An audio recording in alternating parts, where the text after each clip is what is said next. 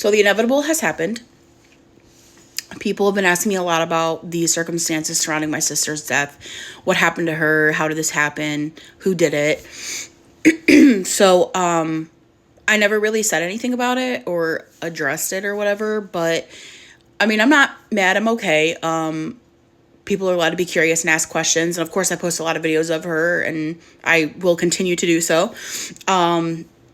But yeah, I mean, it's normal to be curious and want to know. So, trigger warning for those of you who have issues with guns, knives, domestic violence, domestic abuse, murder, death, in general.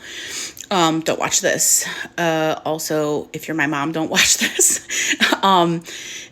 So basically, my sister's name is Caitlin, and she was dating this guy who she had recently broken up with, and she was seeing someone else. When the guy that she was currently seeing had left her house, she went to the grocery store.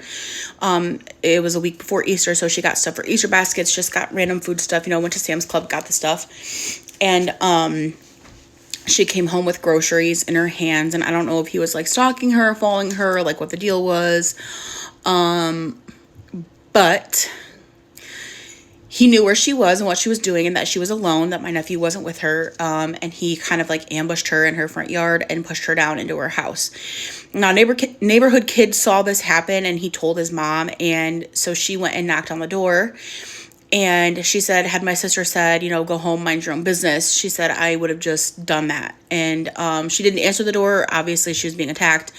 So she called 911. The lady then went around to the side of the house where there was a small window where you could see inside the living room.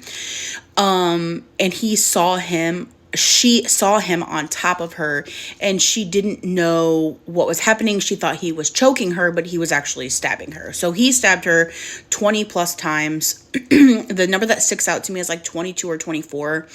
I'm not really sure, but anyhow, so she managed to escape around to the front of the house, and she collapsed in the front yard, and he went to his car, retrieved a gun, and shot her in the head, and then he shot himself. She died basically at the scene, and he died 2 days later of complications due to his gunshot wound.